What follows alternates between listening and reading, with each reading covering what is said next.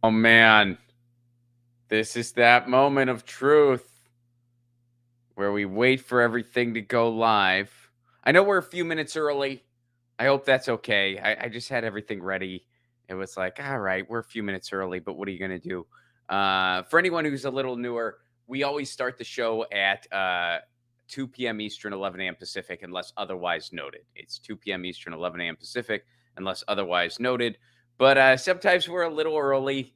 Today, we're a few minutes early. I hope that's okay. Because this is, about once a month, I kind of just do a headlines episode by myself, and this is one of those episodes. So it's just sort of one of those things where, well, I'm ready. I guess I'll go live. I mean, what am I gonna? I mean, what else could I do to occupy 9 minutes? Like, what am I? What? I guess I could count or something. Like it's not like you can do another task in that time. It's not like you'd be like, oh yeah, no, I'm gonna go run a 5K or you know what I mean. Anyway, what's up, everybody? We're waiting for people to load in a little bit here. I'll take my time a little bit because we are a few minutes early, so I'll wait for folks to load in. What's up, everybody? Good afternoon, good evening, good morning to everyone in my time zone. Good morning. Hope you're well. Welcome to the Get Your News On with Ron headline show. We got a lot to talk about today, but first, I want to give a shout out to some of the folks who helped make this show possible. Our friends over at Indie Left. Indie Left is a place to find a lot of the content creators and streamers you know and love. They curate a list, update it twice a day to find out everything they got going on and to join their Discord, independentleft.media. All right, we're going to be talking about the IPCC climate report today, and we're going to be talking in particular about adaptation because I don't know about y'all, but I was kind of surprised at how much of that report focused on adaptation. Now, it's a very long report. It's 3,600 pages. We are going to read all 30. No, I'm just kidding. We're not going to do that. We're kind of going to talk about the summaries and talk about adaptation. And by the way, this was something that was not mentioned in Joe Biden's State of the Union. Joe Biden did not mention climate change as a topic, and he did not mention this IPCC report at all. Now, I tweeted about that. I'm just like, it's amazing he didn't even mention climate change. Now, a couple people found it necessary to correct the record on this, to point out, and correctly so, they are right, that he did, in fact, utter the words climate change. He did, in fact, say the word climate and change next to each other, which, okay, that is true. That is, in fact, true. I can't take that from him. He did say, I mean, he said it in a passing manner where he was like, yeah, and we're going to do, he was talking about something else he wanted to do. And he said it in this passing manner, like, oh, yeah, we're going to do something about this is going to help climate change. So, in the literal sense, he did, in fact, say the words climate change. He did not bring it up as a topic, which is what I meant. He didn't mention climate change as in he didn't bring it up as a topic, but he did literally say the words climate change. If you think that's some kind of gotcha, or you think that somehow makes it all so much better, all power to you. Good job. Way to go. And by the way, you're great at multitasking. Apparently, you can tweet and have a boot in your mouth at the same time. Tell me what Joe Biden's boots taste like, please. I'm a little curious. Why not? Be curious to know. Probably tastes like, I don't know, Fig Newtons or something. Uh, so he did, in fact, say the words climate change. He didn't bring up the topic, but he did, in fact. It'd be like if someone was giving a State of the Union, they were like, oh, yeah, police brutality. Anyway, Russia. And you're just like, oh, yeah, no, they talked about police brutality. They talked about it. So let's go to the IPCC report. I kind of like this summary from the BBC. So here's 5 things to gather from the climate report. According to this BBC article here, things are way worse than we thought.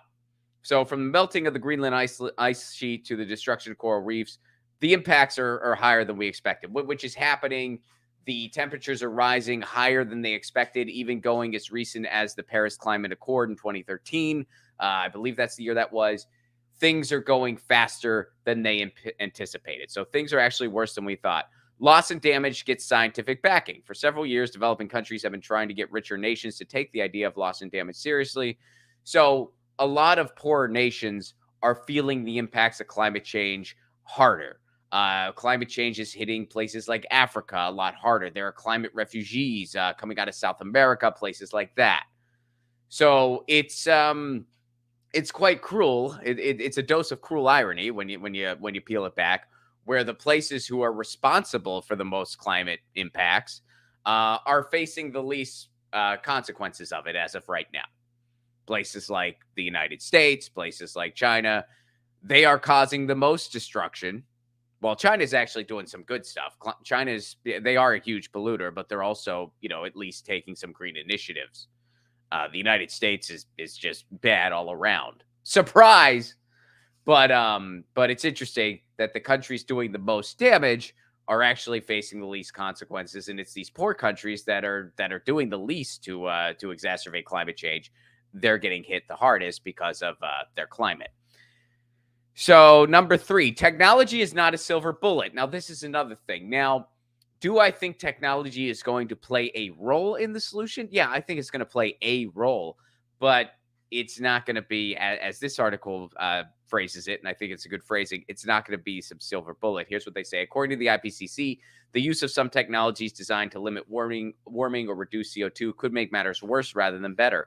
There are also worries that machines that suck CO2 from the air could simply trigger the release of more warming gas. So technology, it is going to play a role, but it's not some silver bullet.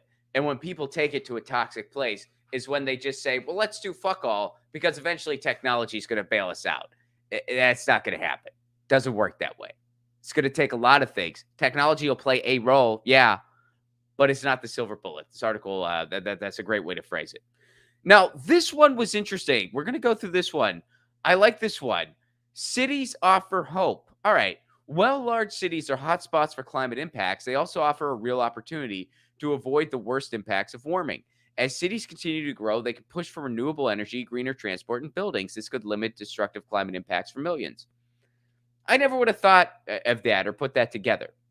Usually you just think of big cities as being big polluters, which they are, but they can also be the hubs of green solutions, which I guess some could argue that kind of veers into technology, but it also calls on a changing of our way of life in many ways.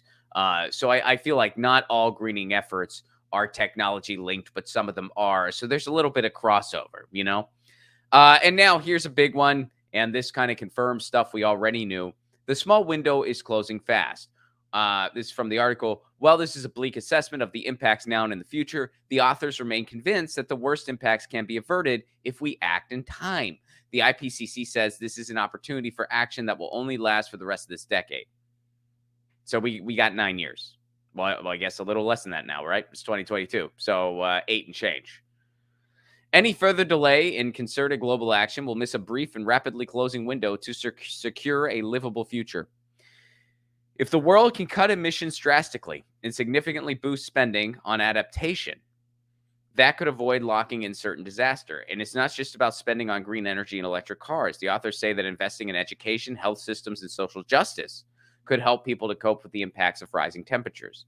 Investing in nature will also be a bulwark against the worst, says the IPCC, which calls for 30 to 50% of the world to be conserved. Nature can be our savior, says Inger Anderson, the head of the UN Environmental Program, but only if we save it first.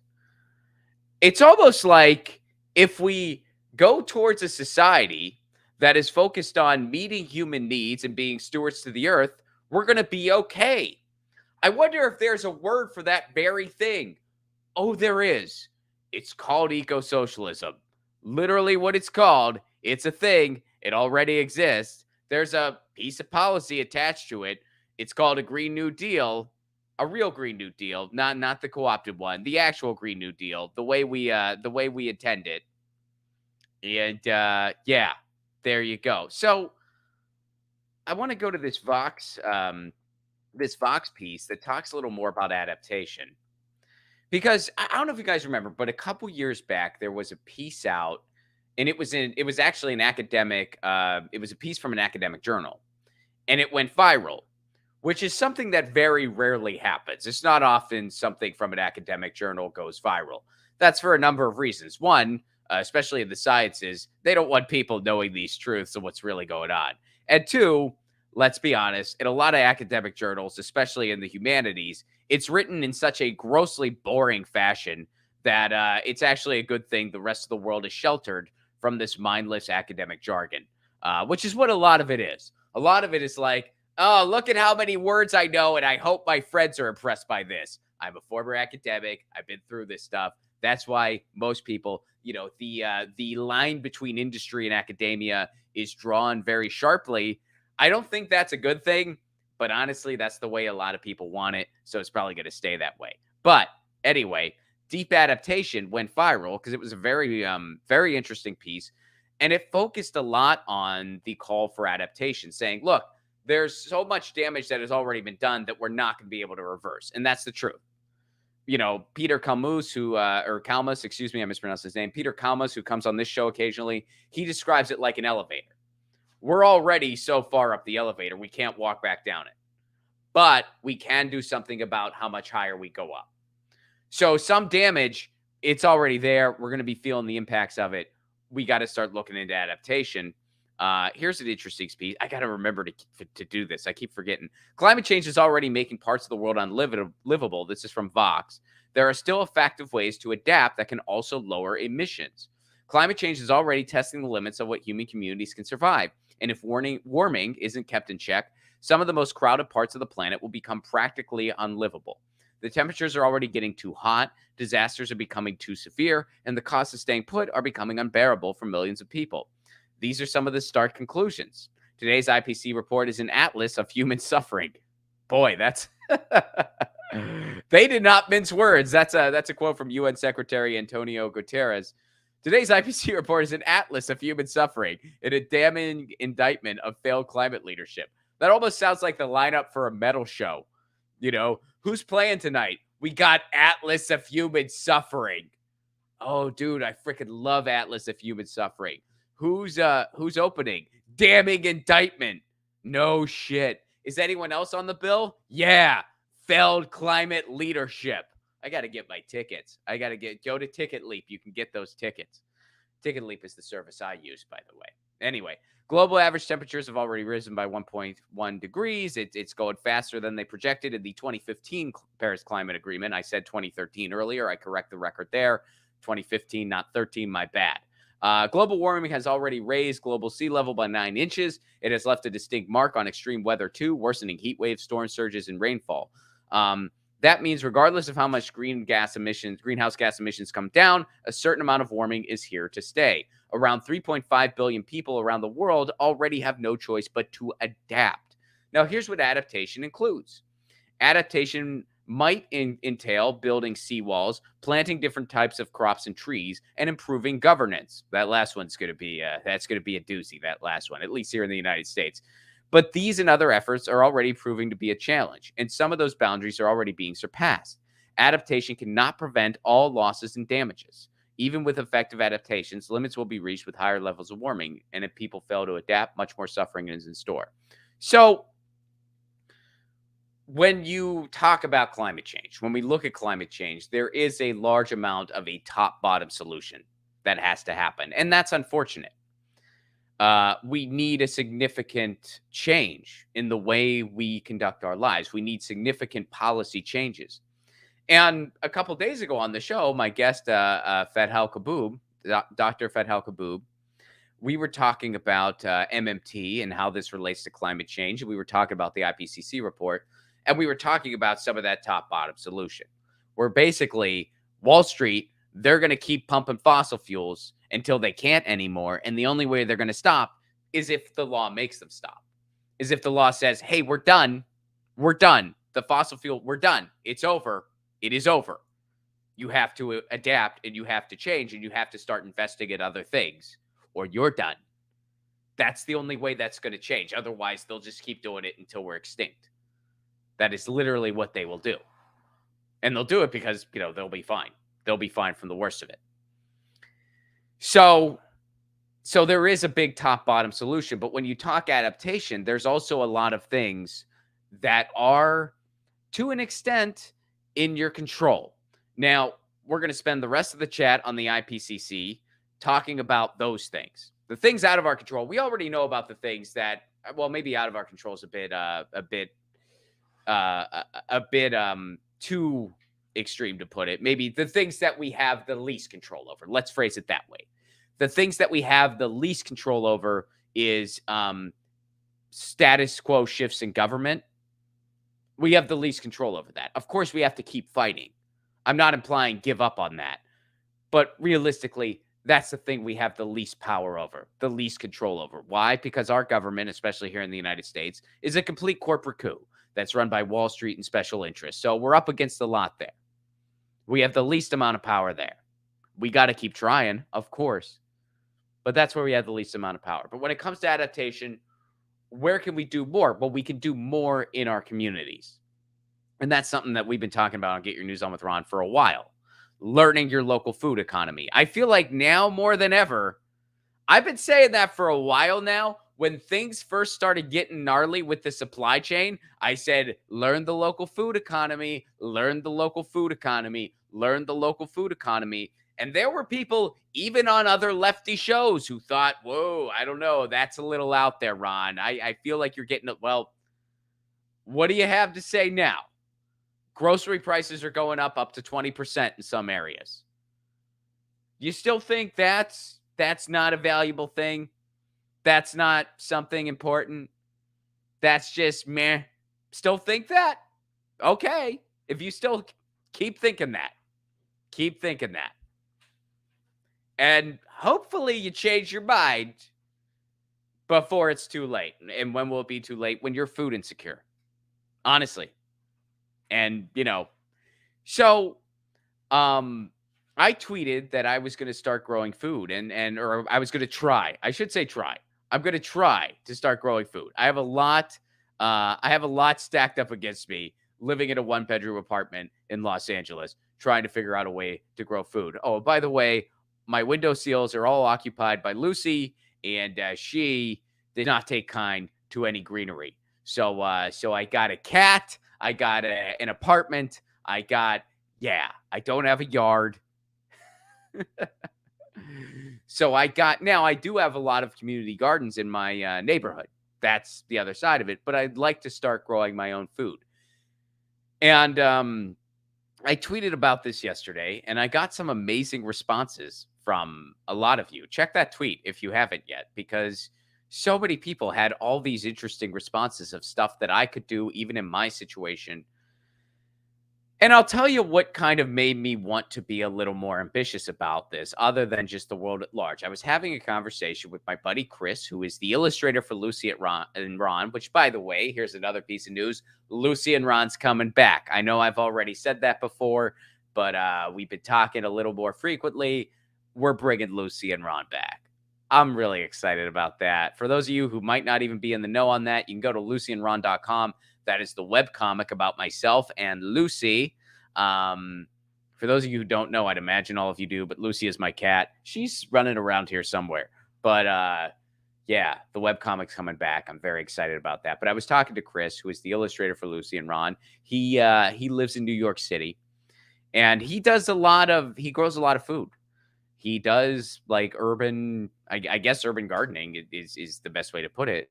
Like he knows how to grow food in a very urban situation. And we were joking around about it. We were talking about growing food. I'm like, man, when I think about growing food, you know who I talk to first? I talked to someone who grew up in Brooklyn and lived there his entire life. I said that as a joke. And he said, hey, man, I am a guy who grew up in Brooklyn and has lived there my entire life, but I'm also a dude who meets most of my food needs on my own, despite living in Brooklyn. And all of a sudden, our conversation took a more sincere tone, because, man, that was a little bit of a freaking truth bomb that hit me in the face. You know what I mean? It was a friendly truth bomb, but a truth bomb nonetheless, where I was just like, whoa, shit, he's right. You can do this. It's very difficult, but it's not impossible. Now, Chris doesn't have any pets. At least I'm pretty sure he doesn't. So, I don't know if I'll ever get to his level. I doubt I will. But he has figured out ways to just grow all kinds of stuff, grow it all year. I mean, that's one thing I got going that he doesn't. I mean, he has to deal with winters and stuff like that. I don't have that here in California. So, what I'm getting at is that regardless of your situation, I think there are ways to grow your own food, to or to even maybe start a collective in your. I mean, maybe. I mean, I thought about, man, maybe I could get some people in my apartment complex together, and we can make the case for having a little community garden in the common area. Maybe I can talk to the property manager. Have like a community garden. Everyone pitches in a little bit, and we just have a community garden. Um, that would take some planning. That would take some conversations, and you would want to make sure it's run properly. But my point is, these are the type of things that when it comes to adaptation, we do have some control over. We have some control over adapting to our local food economy, adapting our own food habits, starting to grow our own food, trying to assess our situation when it comes to work to the best of our ability. And this is where things like municipal broadband come in. You guys know me. I'm a big municipal broadband advocate. And that is city-owned internet for anyone who might not be regulars here, where the city runs your internet. People who do that have better internet at a better price. Just look at Chattanooga, Tennessee, if you want a case study. I'm a big advocate for that because I recognize the global village that we're in, and because I recognize the importance of the internet as a utility in our lives. This wouldn't exist without it. So, that being said, um, a few takeaways when it comes to adaptation. And again, I'm focusing on the things that are within our control. We're not talking policy at the national and international level. We only have so much control over that. We got to do everything we can there, but y'all know the fight there. We all know what the fight is there, and we all know what we're up against. But what we do have control over, we do have control over how we engage with our local food economy, how we engage with work. We have control over that to some extent. I know not everybody can work remotely, obviously. I know we can only control that to so much. But what we can do is we can set ourselves up technologically to be in the best situation possible. Because no matter what you do, one thing that is the truth: if you're not thinking globally, you're going to be left behind. That's just the truth. If you're not thinking globally, you're going to be left behind. What does that mean? Well, it means that you got to think about what's going on in the world. How can I connect around the world? Which you can with the click of a button now. You could be in a Zoom room with someone in any part of the world. I Skyped with a colleague of mine, an old colleague of mine in Italy. And then I was on the phone with somebody in New York. And then I was on the phone with someone in LA, and this was all within an hour and a half. When you take a step back, it is amazing what we can do, and everything is literally at our fingertips. You need to be thinking about that. You need to be thinking about how that impacts your life, how that impacts how you go about meeting your needs. And you need to think globally, and the technology is there to do so. You can think globally without leaving your freaking living room. So those are a couple tips on adaptation that I have. And again, to summarize, learn your local food economy, look into how you might be able to grow food on your own or within a small collective. In my case, it might be the latter, realistically. Lucy's meowing right now. I don't know if you can hear her. And I think she's telling me, she's like, if you try anything in here, good luck, pal. Good luck. Every time she sees a plant, she's like, I bet I like this. And I'm like, you're not going to like it. She's like, I bet I will. And I'm like, you're for sure not. And then she tries it and she's like, not for me. And she throws it up and I'm like, see, I told you. And she's like, I'm going to try again. And I'm like, are you really going to? I might have changed my mind. You're not going to change. Then she's like, I just threw it up again. I know some of that is them clearing their digestive system. That's why they like have cat grass and stuff like that. It like kind of clears them out. But I think some of it is also she thinks that she's gonna like something. She's like, I bet it's different. I don't know when my cat is gonna figure out she doesn't like pasta. I've been eating pasta as long as she's been alive. Well, as long as I've been alive. And every now and again, she'll still be like, I might be into this. I'm like, believe me, you're not. Now, what I found out though, and this melts my heart a little bit. And if you're a pet person, this will melt yours too. When she does that, she's actually checking the food for me. That's what when cats sniff your food, but they don't really try it. That's what they think they're doing. They're checking it for you because they know that we are very stupid.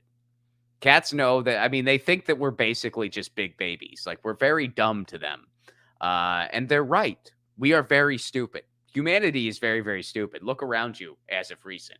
We are a very stupid species. I include myself in this. So they're like, he might poison himself. Now, for years, I've been eating pasta and I've not, knock on wood, poisoned myself. But what I have done, one time I bought the high fiber pasta without knowing it. And I was wondering why spent a lot of time in the bathroom that day. Wasn't sure why. But eventually I looked at the box of the pasta. It was actually totally by chance. I had a whole fiber, like high fiber pasta. I didn't know it. This was years ago. I made it, was just eating it like you do.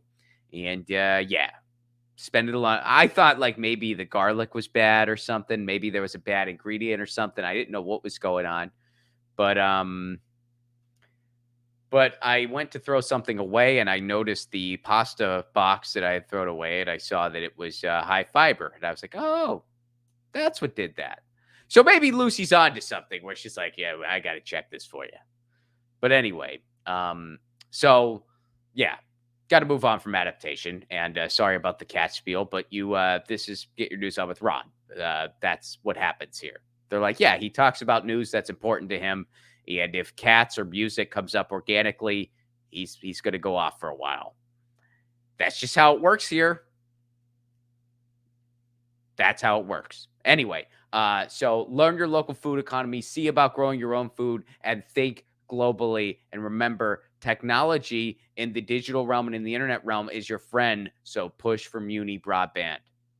Those are all things that we have a lot of control over. Those are 4 things that we have a certain amount of control over. Now, it's not easy to get municipal broadband in your neighborhood. I've been trying for years.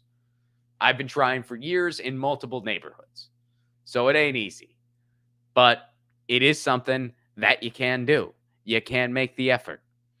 So that's a little bit about adaptation. And last thing I want to mention on that, I'm going to have, because of the response I got on Twitter when I mentioned growing food, I'm going to have a Twitter space. I know I've been saying I want to have more Twitter spaces, and I've not been good about it. But I am going to do this. And so follow me on Twitter if you're not already. I'm at Ron Placone. Make sure you're following me. I know some of you watch this show on Twitter, so you're probably good. But for those of you who watch on YouTube and Rockfin and get the podcast later, please make sure you're following me on Twitter. I am at Ron Placone. And I'm going to be doing a Twitter space about growing your own food where we can just kind of talk about. I mean, there's going to be some people in there who are already growing their own food. There are going to be some people in there just kind of looking for more information. There's going to be some people in there wondering what they can do with their circumstance. I still don't know if it's going to really be possible for me. I thought about maybe using my garage, but that takes a lot of electricity because you need to get all the right lighting for it and all the right equipment. So it might be to the point where it's like, gee, you're better off just kind of buying from your farmer's market, which I'll still do regardless. I mean, it's not like I'm going to grow everything I need, but someone brought up the idea of screens, which is a possibility. There's one particular window that Lucy never uses. She doesn't like it much for whatever reason. And I'm thinking maybe I could put a screen up there and grow stuff there and she wouldn't really bother it. Anyway, so I'm going to be doing a Twitter space on all that where we can discuss it in more detail. And I look forward to that. So make sure you follow me on Twitter at Ron Placone. Adaptation, it's part of it. And fortunately, there's a lot we can do. So not all hope is lost. But man, that IPCC report, not good. I said that, like, as far as plot line goes, it's somewhere in between, like Forrest Gump and Old Yeller. But we can still do something.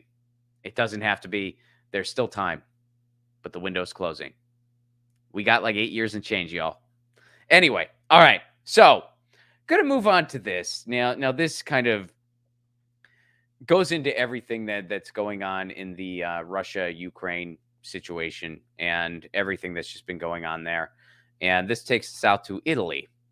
This is from Benjamin Norton's Twitter. The Italian writer whose class on Dostoevsky was canceled over the war in Ukraine did an angry Instagram live video condemning it as ridiculous, saying even dead Russians are being censored. Under pressure, the university backtracked and will allow it. So, the University of Milan, which is a university, I actually have a friend who teaches there.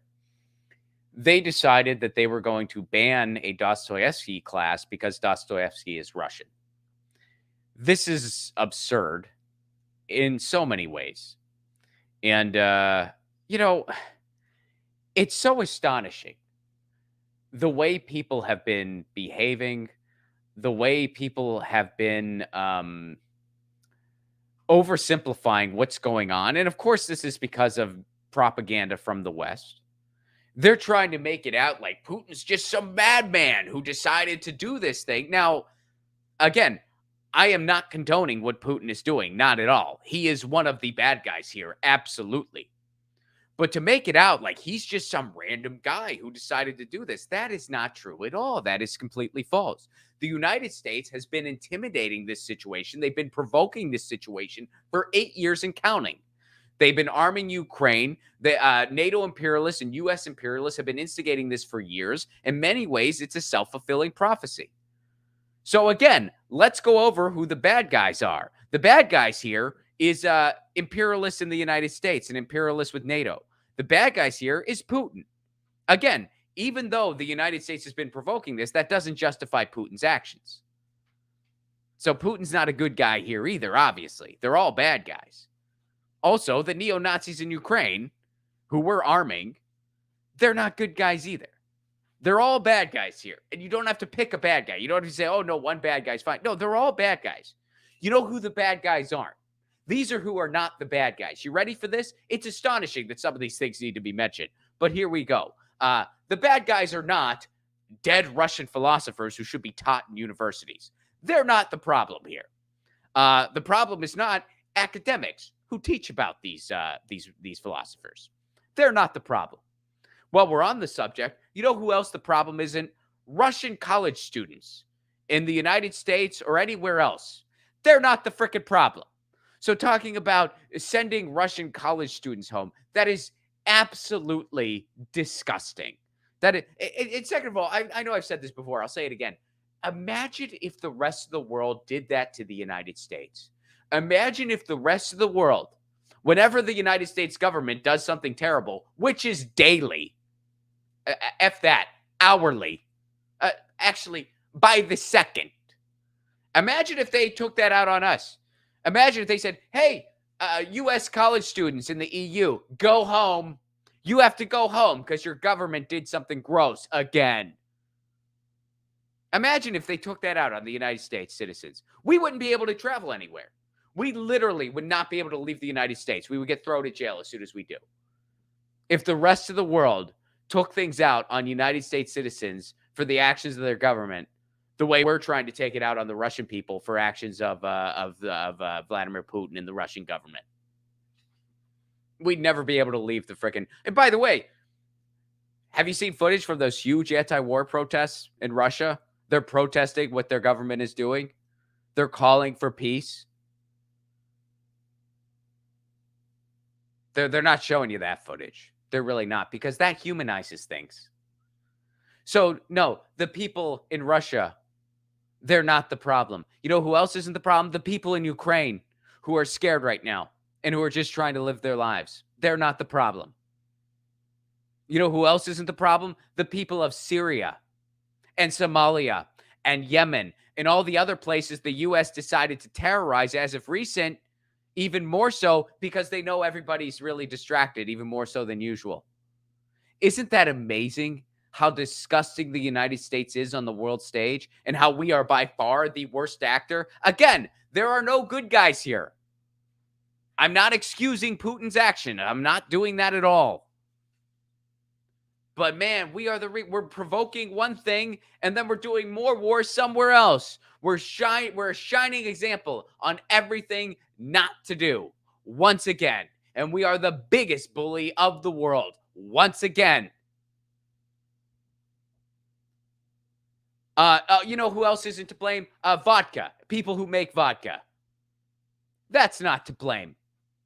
The word poutine is not to blame. Oh, here's another one. This was his side. Cats. Cats are not to blame, whether they come from Russia or Ukraine or anywhere else. Cats are not the problem. And I know there's some things I'm going to be forgetting.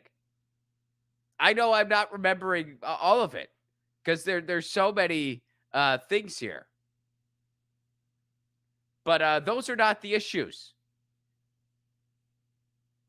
And the people who are caught up on this, they're not the issue. They're not the problem. They're not your enemy. And, you know, this just bleeds into all this. And I got to say, I am glad that the University of Milan has changed their decision.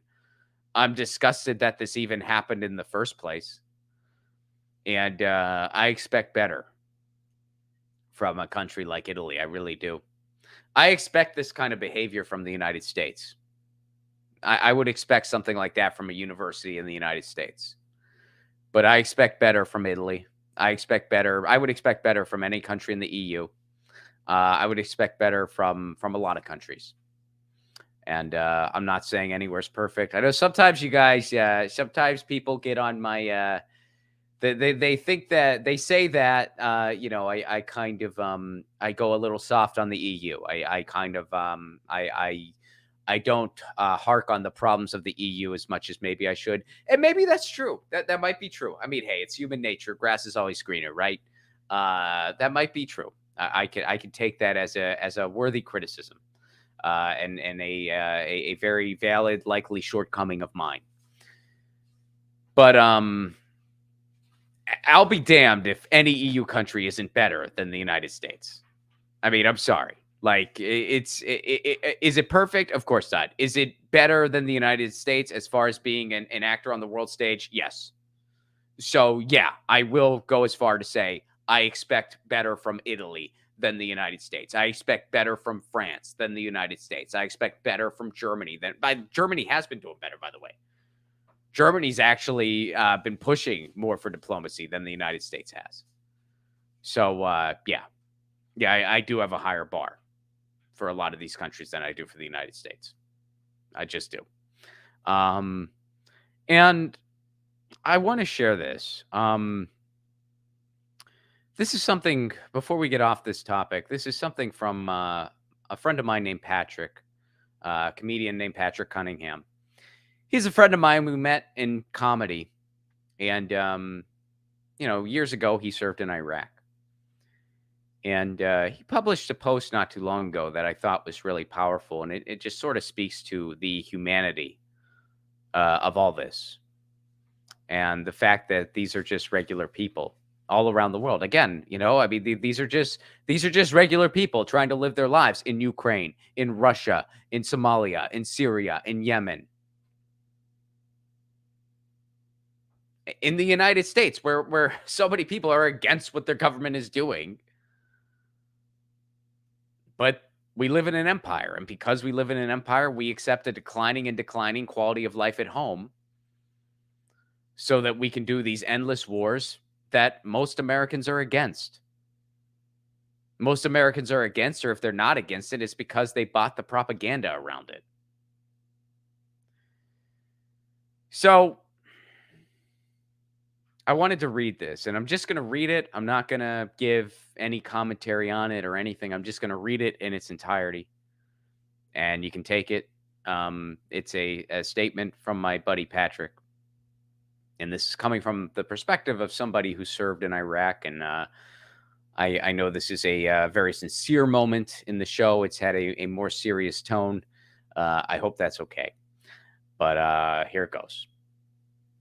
The topic is PTSD, war, and mental health. It's taken me a few days to collect my thoughts. Lots of people with lots of takes about the situation in Ukraine. Needless to say, my PTSD has been doing backflips. Watching this unfold is, at best, heartbreaking. So if I've seemed somehow more neurotic than usual, that's what's going on. Thanks to everybody who came out and supported my creative endeavors this week. Again, this is from my friend Patrick Cunningham, who served in Iraq many years ago. Along with the rest of the reasonable human beings in this world, watching this unfold has been shocking and disgusting. And as I'm watching this travesty happen in real time, I can't help but think of myself in the shoes of everyone involved. The Ukrainian citizens that are being occupied and fighting, the Russian citizens that are decrying the actions of their government, the various world leaders trying to figure out how to help while also trying to walk the tightrope as to not start World War III. But strangely enough, I find myself in the shoes of the average Russian soldier that are carrying out these orders. It's really easy to dehumanize these people as they are acting on behalf of a tyrant, and their actions should be condemned. But I find myself humanizing them because I've been part of an invading army before. And it's something you have to live with on your conscience for the rest of your life. Every day of my life, I relive my time in Iraq. The moment you break through the conditioning and realize that you were the villain, you cannot wash it off. It's there forever. No amount of therapy and meds can undo it. You think about every face of every person that tried to kill you.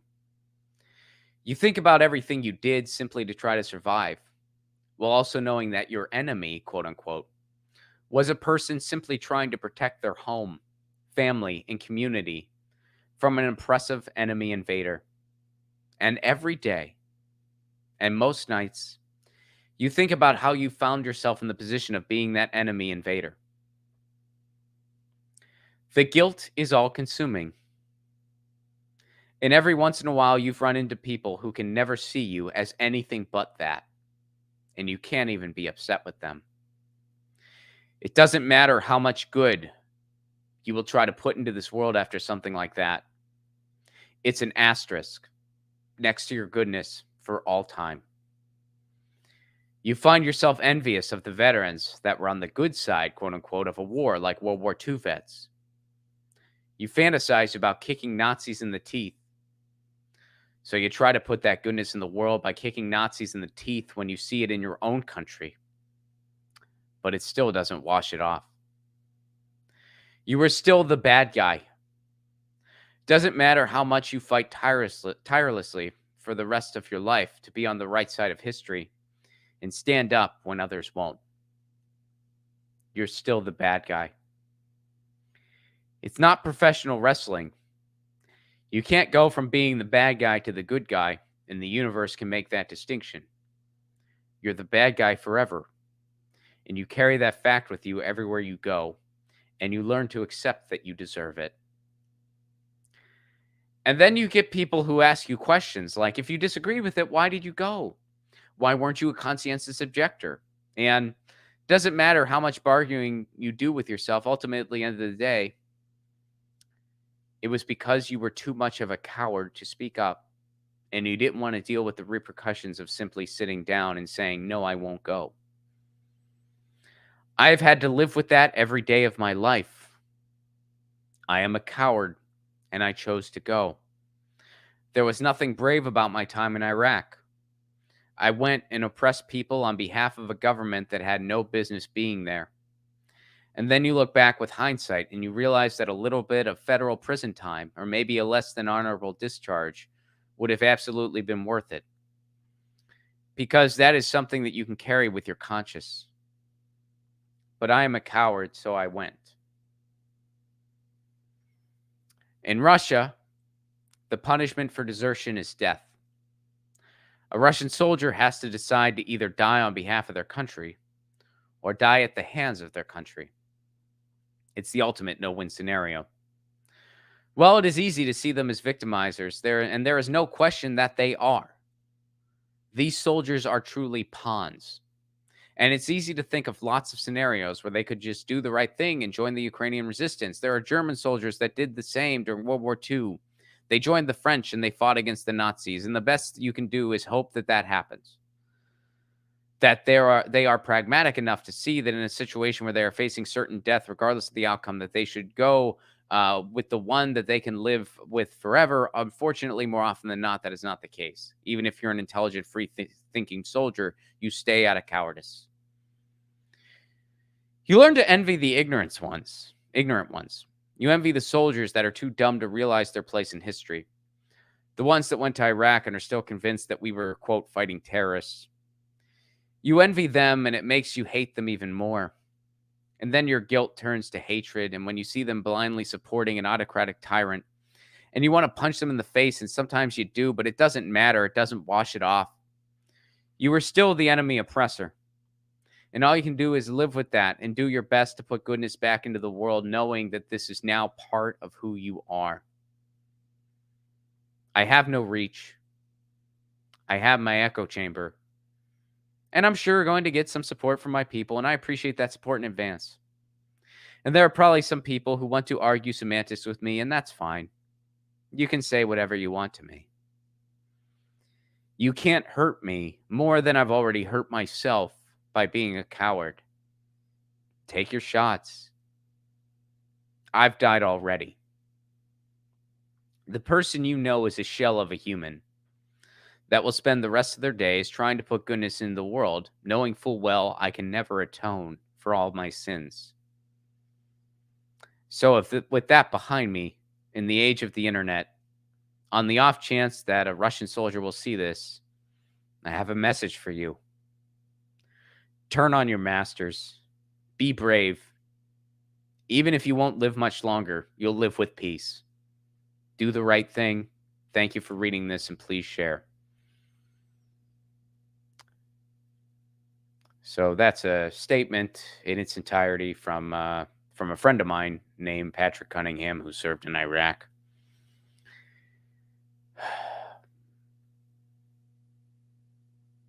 Heavy. And I read that not to overanalyze every single piece in it or anything like that. I read that because it really humanizes what's going on in the world. And the entire world. It's not unique to just Russia, Ukraine, so many other countries, and how it humanizes the different entities involved, many of whom are pawns. The Ukrainian people are pawns right now. Ukraine itself is being used as a pawn by the United States and imperialists. Putin is using his army as a pawn. The United States uses our army as a pawn all around the world.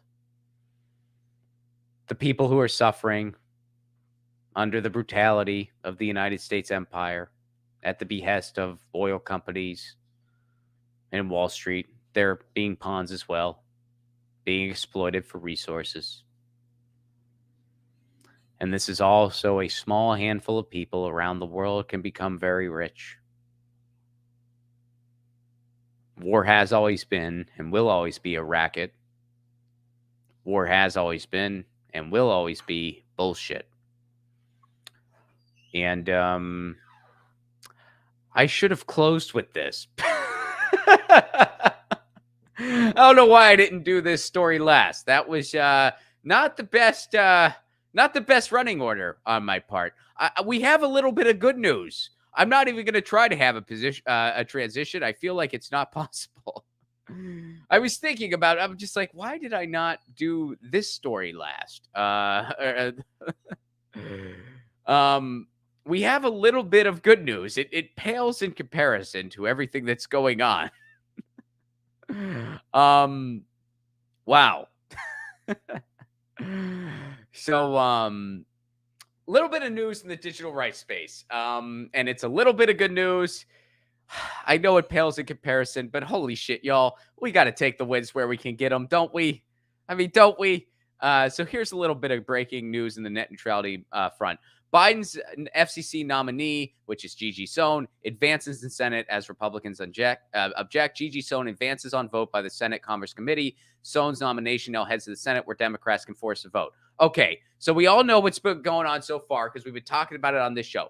Gigi Sohn is Biden's FCC appointment that would give the FCC a pro-net neutrality majority, which Biden promised.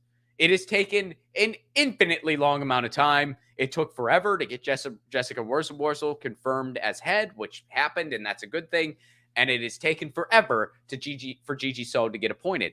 So she went through an obscene amount of hearings where the big objection to her is she is not a fan of Fox News. Years ago, she tweeted about Fox News. She has been working in the public sector for years as a public rights advocate.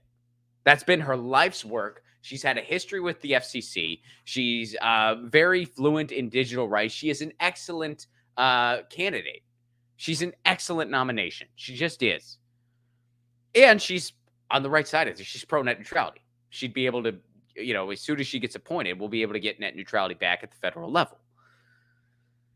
But they had all these hearings because she tweeted about not being a fan of Fox News. She tweeted about Fox News. She's not a fan of Fox News, I guess, because she's seen it before.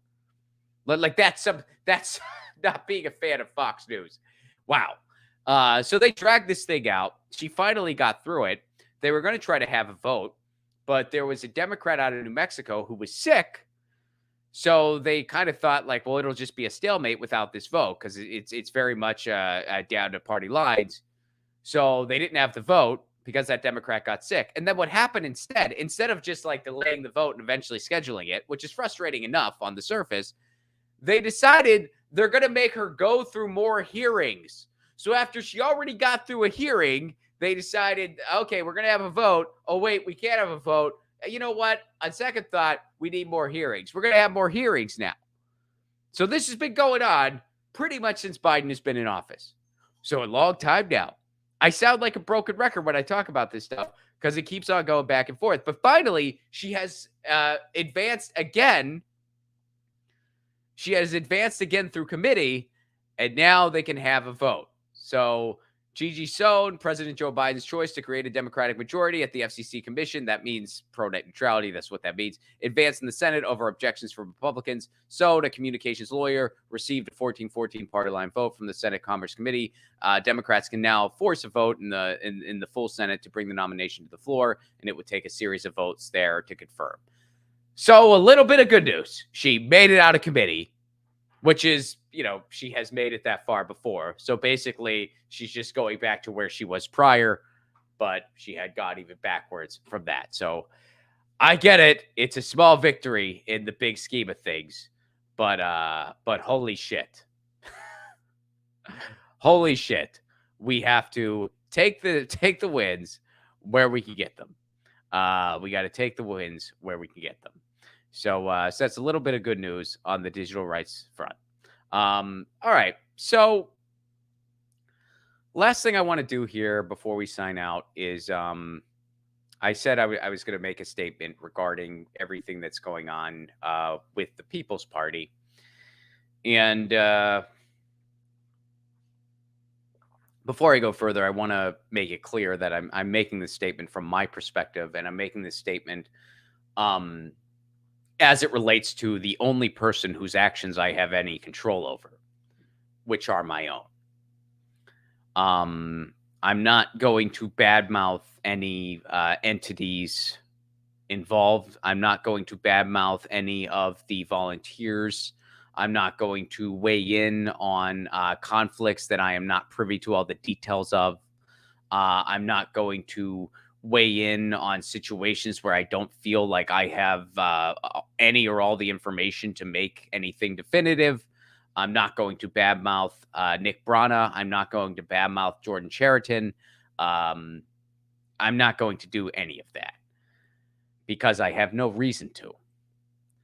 But I will kind of weigh in on some of the stuff that's happening as far as the party building itself is concerned. And I'll give a brief history as well.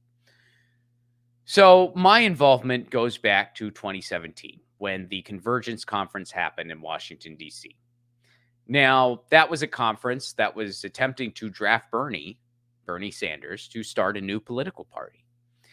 And I am of the belief that if every lefty third party effort in the United States somehow got under the same umbrella, we could start to be a force to be reckoned with. We'd still have a long way to go. I mean, we have to change the system. To break the duopoly, you have to completely change the system. That's just the reality of it. But I think that if everybody could somehow, the PSL, the Greens, MPP, SEP, SA, if everybody could somehow, CPUSA, if everybody could somehow get along just enough to get under the same umbrella, we could be a viable force to be reckoned with. And we would have maybe, just maybe, enough numbers to kind of change some things. I do believe that. Now, how you get everybody under the same umbrella, I have no freaking clue. I wish I knew the answer to that. I don't think anyone does. I know I sure as hell don't. But I do think, God, somehow we got to try to figure that out. And I try to do my part in that. I really do. But so I went to that Convergence conference. And there were Greens there, and there were DSA members there, and there were SA members there, and there were environmentalists there, and there was Extinction Rebellion there, and there were content creators there, and there were artists there, and there were musicians, and there was just all people running for office. There were just so many people, so many, and everybody. There was an energy in the room that was so just inspiring. It really was. It was such a cool event. And I thought, man, if we can figure out a way to really channel this, maybe we can change the game electorally. So that's how I became interested in the People's Party. And, it started growing. And at one point, Nick Brana asked me to be part of the advisory council. And I was a little hesitant. I said, well, what does that involve exactly? And what he said to me was, he's like, well, digital rights is something you're really into. We would like to have someone who can kind of help frame the digital rights perspectives in the party. That appealed to me. I said, yeah, that sounds interesting. Because one thing that I want to do, one thing that I'm really interested in doing in general, is I would like to eventually help build a digital bill of rights. That's something that I want to do. I want to build a digital bill of rights, and I want this to be endorsed by different digital rights organizations. I want them to help me frame it, and I want it to be endorsed by human rights organizations, and I want it to be endorsed by different political parties. I want it to be endorsed by PSL, by the Greens, by Peoples, by everybody. So that's something that I so I accepted. With that being my mission, right? And as time went on and things started growing and infrastructure started building, some people brought up the idea that, these types of positions should be elected, which I agree with. I agreed with that. I'm like, yeah. And basically, the way it was described to me was that the advisory council, we were essentially placeholders. And it was our job. And by the way, this was totally unpaid, by the way. This was a volunteer thing. But our agenda basically was we were going to be placeholders. And as the organization grew, we were either going to have the option to run for our spot at the advisory council or to just step down and be replaced by an elected person, which I was going to pick the latter. I did not want to, I accepted because I wanted to help.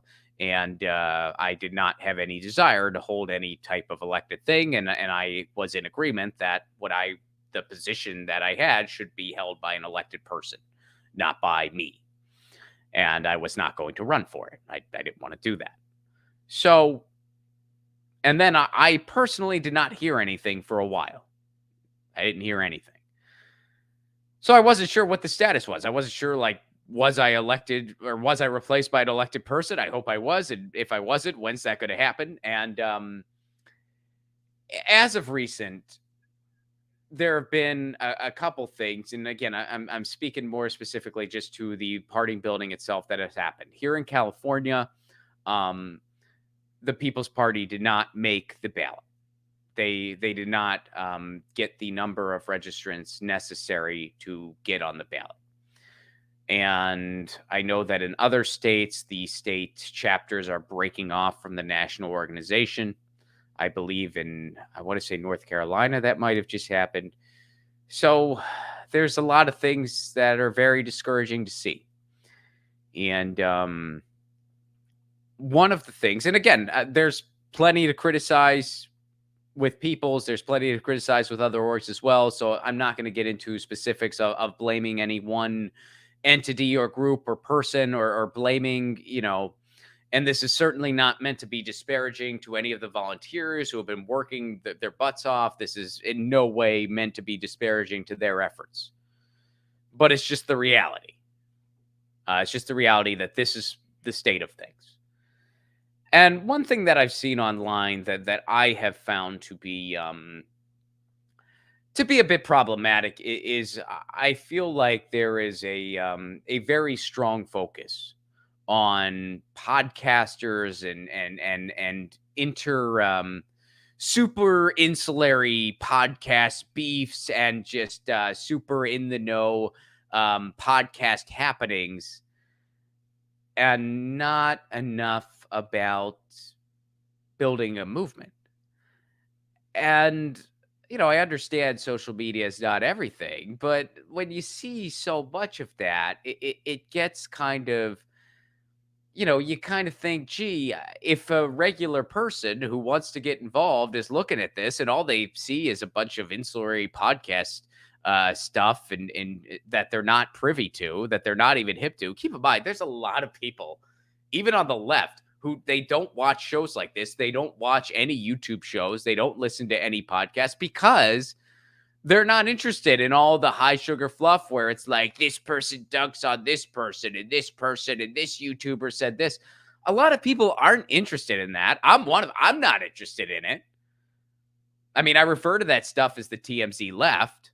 So because I saw that and saw that it is something that is, a worthy critique, I recognize the realization that, look, I don't know the status of this thing, but one way or another, I am stepping down from this because I am a podcaster myself. Whether I like it or not, that is the category I fall into. So for me to continue to hold a position I was not elected for, I'm part of the problem. If I'm looking around, I'm like, man, I feel like this is a little too podcast centric. It's like, well, look, you're part of the problem then. And it doesn't matter what my intentions are. It doesn't matter. Well, I want to, I want to build this digital bill of rights things. It doesn't matter. The optics are still what they are. And for, somebody like me to have any type of position as a podcaster, I think is wrong. And so that's where I'm at. I am no longer part of the advisory council there. I'm not totally sure if I was up until recent, which is kind of weird. It's kind of weird to be like, I'm stepping down from a thing I'm not sure if I still had or not. But that's where things are at. And, I was hoping that they would be running candidates in 2022. They're not going to. I'm not going to have anyone to vote for here in California. So I can tell you that as an individual, I don't know exactly what I'm going to do next. I've looked into a couple things. I've had some conversations. I don't want to go into too much detail right now, but I've had some conversations about green entering, and it's something I'm thinking about. But the whole thing really bums me out. And a lot of the other details, I don't have anything to weigh in on right now because I just feel like there's a lot of just information out there that I'm just not all that hip to. I'm not really hip to a lot of the details about some of the accusations and about, so I did watch the argument between Jordan and Nick, and you know, it was just sad to see. The whole thing's sad to see because I want to win. I think we all want to win. And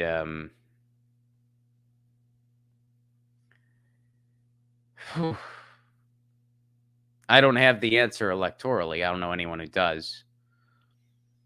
But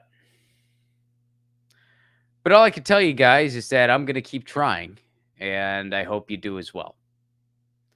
You know, I'm certainly not going to give up, and I'll, I'll say more as I feel it's appropriate and as I have more to say, quite frankly. But, right now, I'm kind of watching these things unfold like everyone else is. It's very sad to see. I think that's something everyone can agree on. And the only person I have control over is me. And I realized that by having any type of title or anything like that, I'm hurting things. I'm making them worse. Doesn't matter what my intentions are. Doesn't matter. So I'm not going to do that. I don't want to make things worse. That's the last thing I want to do in any movement. Or at least any movement that, that I think is trying to do good. So, so that's my statement on it. That's my take on it.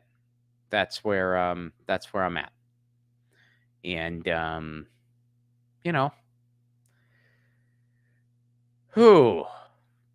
let's start a garden. I sometimes wonder, to kind of stay on the digital bill of rights thing before we sign out here. I wonder if maybe a good start. I talk about how I feel like if we all got under the same umbrella, we could really try to change things electorally and we'd have a shot. I wonder if maybe a way to start doing that is to build bridges when it comes to causes. Build bridges when it comes to, hey, everybody signs on to this digital bill of rights. Everyone signed on to it. Hey, everyone signed on to Medicare for all. Everyone signed on to, whatever it is. Everyone signed on to, the Green New Deal, the real Green New Deal, the eco-socialist Green New Deal. Everyone signed on to tuition-free college. Everyone signed on to community gardens effort all around the country. Maybe that'd be a way to start building that bridge. Hell, we might as well try. I mean, we've been losing for about 100 years, folks. We've been losing for nearly 100 years. So, but the option's given up, and that's kind of shitty. That's a pretty shitty alternative. So, thank you for being here today, and thank you for tuning in. And today's show was a little more serious than usual, but I guess it was warranted. We did have a little bit of good news. There was Gigi So got back to where she was before. That's she's no longer going backwards. She's at least moving forward. Got to take the wins where we can. Guys, thanks for being here. Before we go, I will give a shout out that I do have some tour dates. If you want to come out to a show, which you should, I got tour dates. First of all, April, we'll go there first. RobPlaco.com for all those tickets. Where am I going? I'm going to Pittsburgh, Pennsylvania. Can't wait to see my hometown. Toronto, Ottawa, Montreal. See you soon, Canada. Burlington, Vermont, Portland, Maine, Boston, Massachusetts, and New York City, baby. Chris Moen, Chris from the show. He's going to be opening all of those dates. And Lauren Ashcraft is also going to be on the show in Pittsburgh, in New York. Those are two regulars on Get Your News On with Ron, who I'll be sharing the stage with on this run. Very stoked for that. Get your tickets. Do not wait. RonPlacone.com. Also, Iceland. I'm coming to your Fringe Festival. The Iceland Fringe Festival is happening from June 24th to July 3rd. For anyone in Reykjavik, I'm going to be doing the Reykjavik Fringe Festival. I think that, it's actually called the Reykjavik Fringe Festival, but it's also the only Fringe Festival in Iceland, to my knowledge. So I'll sometimes refer to it as the Iceland Fringe Festival, but that's technically not correct. So I'll be doing that. So if you're going to be in Iceland, or if you live in Iceland, or if you were thinking about a trip to Iceland, now's the time. That's what it is. I don't know the details of my I don't know the details of my specific show times. Like, I don't know when I'll be going on exactly, but the festival runs from that time, and you can go to the individual shows. As I know more information, I'll be sharing it right away. So as soon as I know what days my shows are on, I will be announcing that, and ticket information will be available. Right now, I just know I'll be part of that festival. That's what I know so far. So if you're ever thinking about going to Iceland, I hope you'll consider coming June 24th to July 3rd and come to my shows while you're out there. That's the Reykjavik Fringe Festival. I'm going to be part of that. So I'm excited for that. And of course, Northeast and Canada, I'm coming in April. Get your tickets now, ronplacone.com. And guys, if you want to support this show on the sustainability end, best way to do it is become a patron. Patreon.com/ronplacone for a give what you can level. You get all kinds of cool stuff. You can download my album in its entirety. There's a full stand-up set that I just dropped that's not available anywhere else. I'll make you a theme song. I just made a birthday theme song yesterday. That was a good time. I love making theme songs for people. Makes a great gift for you or a loved one, and I love doing it. And that's all for a give what you can level. And the other thing I do, I drop all of my stuff on Patreon. All of my stuff, the patrons content and just all the other content, because I think it makes it easier to just have one place where you can see everything I drop. So every beach walk, every stand-up clip, every stream, every audio podcast, everything is on Patreon. So if you're thinking, man, that'd be a lot easier, YouTube doesn't notify me, it's hard to, patreon.com/ronplacone for $1 a month, you can just get everything in one convenient place. $1 a month. It's a give what you can level. So even $1 a month is all it takes, and everyone gets all the same stuff no matter what level you give at. If you go onto Patreon, you need to have a suggested tier. So the suggested is $5, but you can give whatever you want. You can give less than that. You can give more than that. You can't give less than $1 a month. It's got to be at least $1 a month. But $1 a month and beyond, everyone gets all the same stuff. I have no tiers. All right. Thank you guys so much for being here. Thank you for being part of this. I could not do this without you. And you know the drill. In the meantime, Lucy, she says meow, and I say peace, love, grow food, municipal broadband now, general strike. Yeah. We'll end it with yeah. See you guys next week.